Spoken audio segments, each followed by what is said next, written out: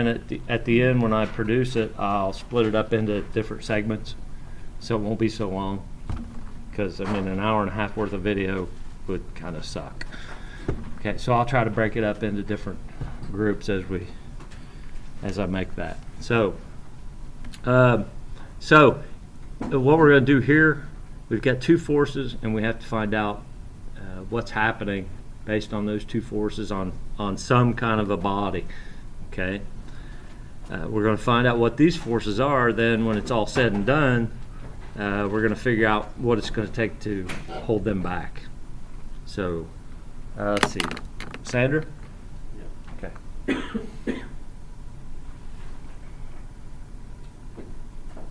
All right. So again, just like we've been doing in Chapter 2, we're just going to go in there and let's see. I got one more thing to do here. I did a little bit of research the other day and found out that I can make that pen bigger, and I'll be able to find it.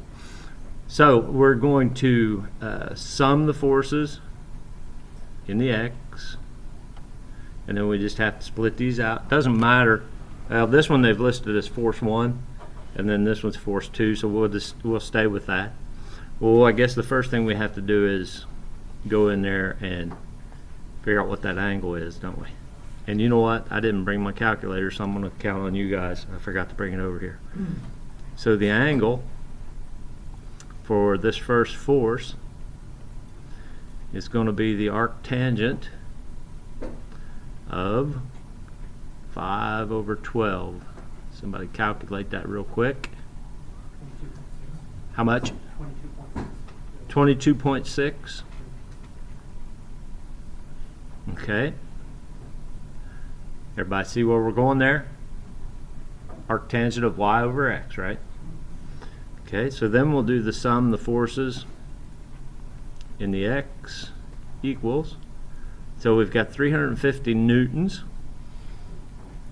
The newtons are just something equivalent to like tonnage, right? But in a metric system. Times the cosine of 22.6. That is going in the x direction, or the x positive direction, right? Because it comes out this way, and then it's going to go down this way in the y. Where this one is going to go this way in the x. Definitely helps to have that bigger marker, doesn't it? This way in the y. Okay, so that's what's going on there. So we're not done here yet, so we have to go over here, give us a little more paper, and we'll go in there. Now on this x force for F2, we just said it's going to the left, so that's a negative 300 newtons cosine of 60. Again, both angles are relative to the x-axis, so we use the cosine.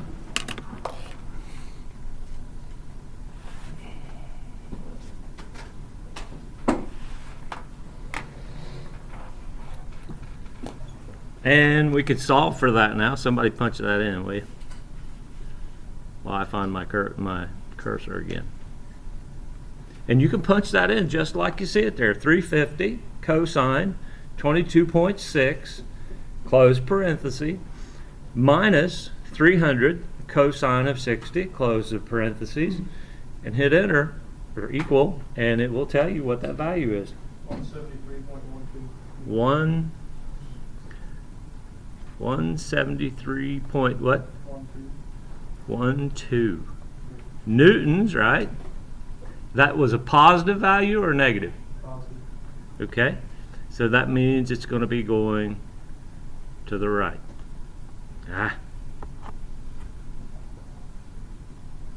And that's a decimal point there. So then we'll do a sum of the forces in the y. Well, the first force, again, that's 350, but that's going to be a negative value, isn't it? Because it's going down. sine 22.16, or excuse me, 0.6, plus 300 newtons sine of 60. That's going up.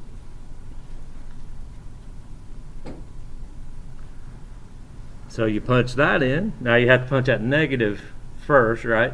Then 350, then sine 22.6, close the parentheses, plus 300, sine 60, close parentheses, equals, what's it going to be, like 125.2? Okay. Book says 2, but we'll go with 3. If I can find it. 125.3 newtons. Is that a positive or a negative value? So it's going up. Easy peasy, right? So then we go in there, get some more paper.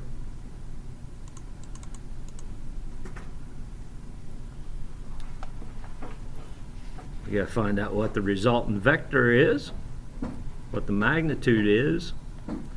Square root of 173.2, oh, excuse me, 12, isn't it? Don't need to change the number on you. 12 squared plus 125.3 squared. Tell me that comes out to something like 214. To what? 213. Okay. 213.7 newtons, right? The angle, excuse me, is the arctangent of y, which we know is 125.3 over 173.12. And tell me that comes out to something like 35.9. Okay, 35.9 degrees. And that's going to be in what? Which quadrant? What? First quadrant. So our resultant vector, this would be how I would write my answer, is 213.7 newtons at, oops, try it again, well, crap, at, maybe sooner or later I'll get that. Guess I'm gonna have to erase it. No, I don't have to erase that. That's the last time I'm trying. At an angle of 35.9 degrees. And that shows me it's in the first quadrant. How did I know it was in the first quadrant? Because according to my x and y values, my x was going to the right and my y was going up. So if we were to write that or draw that, it would be doing something like this, wouldn't it? And that's 213 newtons at 35.9 degrees. So this is the result of those two brown, orange, whatever color forces you want to call them. If you can do that for those two, you can do that for any 10. It's the same methodology all the way through. Not that you're going to have to do 10 in one problem, okay? I won't do that to you because of what I just said. If you can do that, you can do 10. So why would I make you do 10? Then it's just a matter of you just have to keep track of everything, don't you? Excuse me. That's all there is to this first part of the game.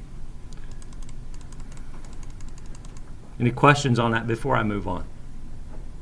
You've got to tell me, okay? If you don't understand where something came from, got to tell me.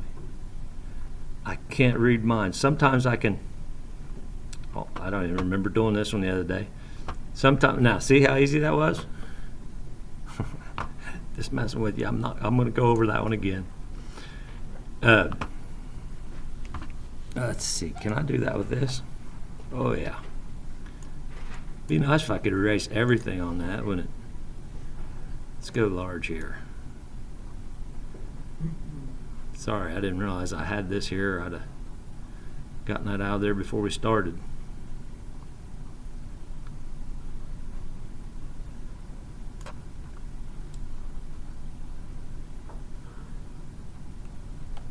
This is a lot better though on my hands than doing that whiteboard crap.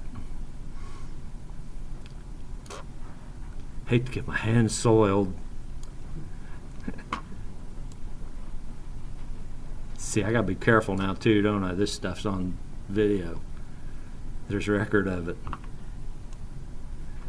You know what? I really don't care. Probably already know that, don't you? Actually, I could use the mouse to do that, but we'll use the pen. Okay, so we got 4 forces here. Again, we're just doing the same thing, just a little bit different. I think I might have to squeeze out a little bit more screen there. Just a little bit different. Hopefully that's going to get captured there. Okay, do we need to, actually, what I like to do, I think I told you this the other day, I like to start in the first quadrant, and that'll be my first force, and then I'll go to the second quadrant, and so on. Okay? That's just me. You can do it however you want to. I would suggest you do it in a consistent pattern, and especially when you go from the X to the Y. If you do it like I just did it, it'll be, it's almost like columns, if you will, and almost like, and they actually show it in the book, I think, in yeah, if you look on page 37, they actually show it in like a column type form where they just add them up from a column standpoint. And you know, if you think about it, you could even use an Excel spreadsheet, couldn't you, to do this exact same thing. That might be kind of that we could cheat and call that our computer program, couldn't we? That would, you know, you could do it with Excel spreadsheet, and you've got the trigonometric functions in there as well, don't you? So I guess it'd be an easy way for you to check your work. Yeah, you can't use it for the test, but you have to do it old school with the calculator. So always remember to bring that. Don't be like me. Okay, so let's see, we got all the angles, and they are relative to the x-axis, so we don't have to do anything special there. It's kind of nice. So, daggone it.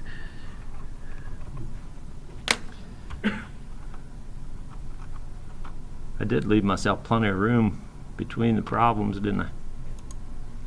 Let's try this again. Okay, so summation of the forces.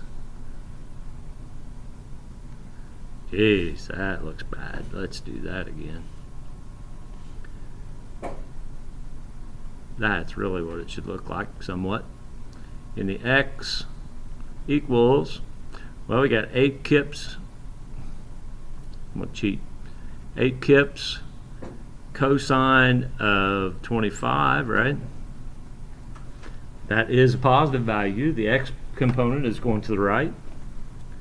The second one is minus 5 kips cosine of 50. The third quadrant, we've got minus 10 kips, let's see, cosine of 60.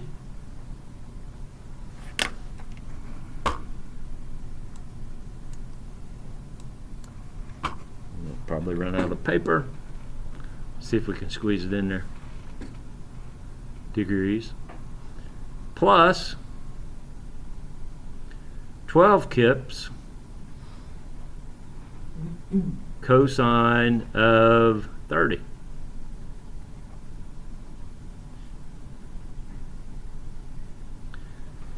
Now, according to the book, that should equal something like what? 9.43? Yeah. Could punch it in. And again, I would suggest, excuse me, that you do punch it in, and it is positive, so it's going to the right. I would suggest somewhere along the way you punch it into your calculator and make sure you can punch it into your calculator correctly. It's a good time to practice, because you know the answer is right. Summation of forces in the y, and again, if you don't understand why I did something here, now would be a good time to ask. Okay, 8 kips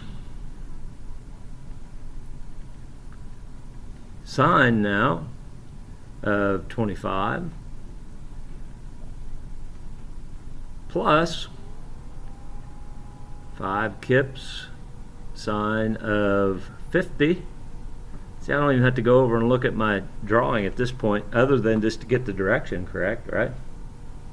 Minus on this third one, it's going down. 10 kips sine of 60 minus 12 sine of 30.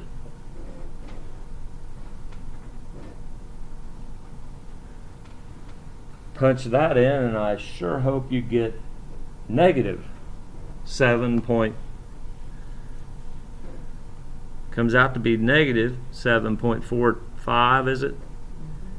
Kips. Therefore, we've got 7.45 kips down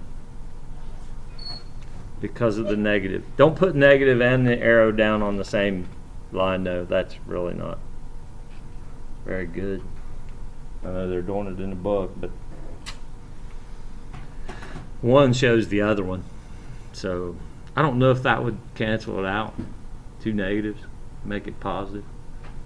Really wouldn't, but I'd just soon see just one or the other, and I would prefer the arrow. So the resultant vector magnitude is 9.43 squared plus 7.45 squared equals what? 12.02.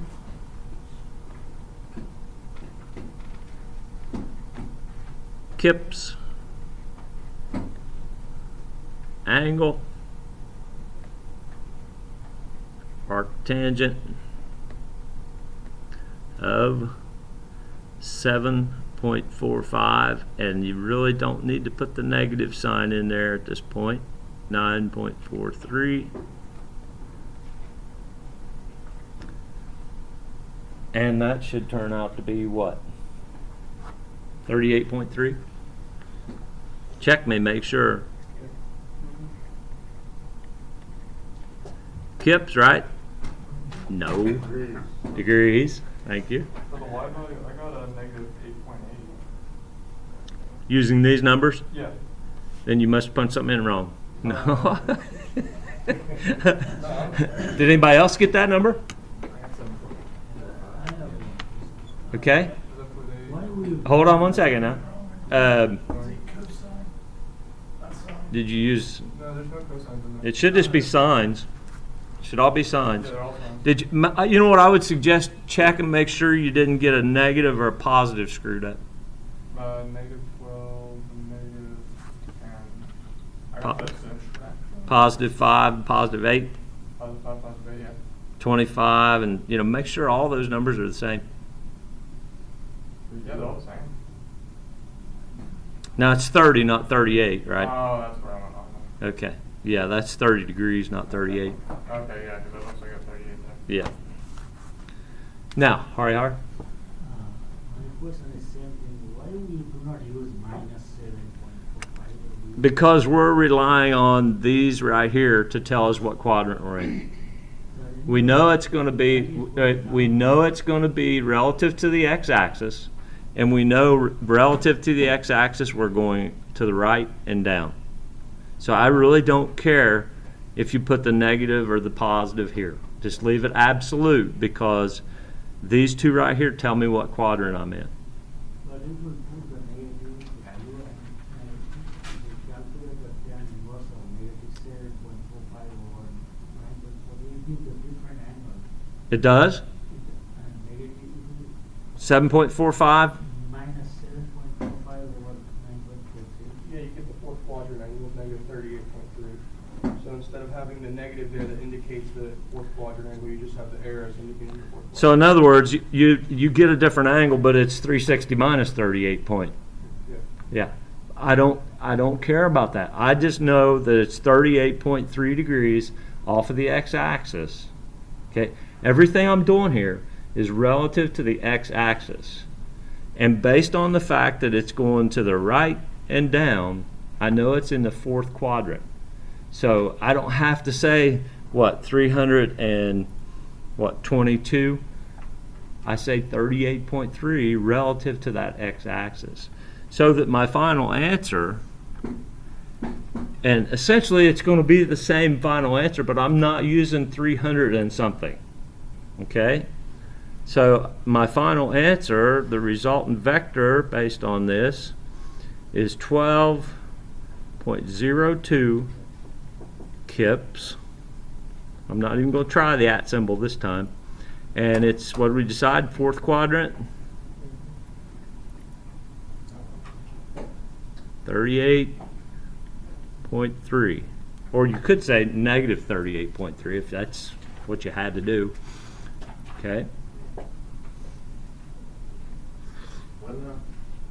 Well, that's actually it's actually a negative 38.3 in his mind, right? Okay, or 320. What would it be? 321.7.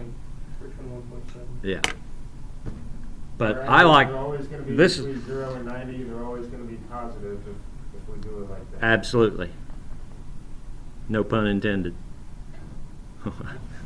Absolute values, right? Do you have a question? Do you have an answer? Anything else? Oh, Well, Brian? I think it's the difference between doing mathematics and doing mathematical modeling. We're really modeling a system using the math, but we're not looking for a mathematically perfect answer in terms of negative and positive. We're looking to model the system. And the positives and negatives are just giving us a direction. They're not giving us math. In other words, we're not looking, his answer is mathematically precise. If we Right. were in math class, that would be absolutely correct. But we're really using math to model the system. So we're not necessarily looking for the mathematical answer, we're looking for an answer for a force vector system. So we can forget some of the mathematical. Yeah, forget what you learned. Forget what you learned in your algebra and trig class to a certain extent, right? Of going the whole circle, if you will, the whole 360 degrees. We can keep everything in one quadrant, and we can keep it all relative to the x-axis, and it'll be right every single time. We don't have to do anything different, and we can just, and in fact, like I said, if you look here on page 37, he's basically doing the same thing. He's just doing it in a little different format. He's going in vertical where I'm going horizontal as far as how you write the equations. Okay? So we're basically doing the same thing. Let's see.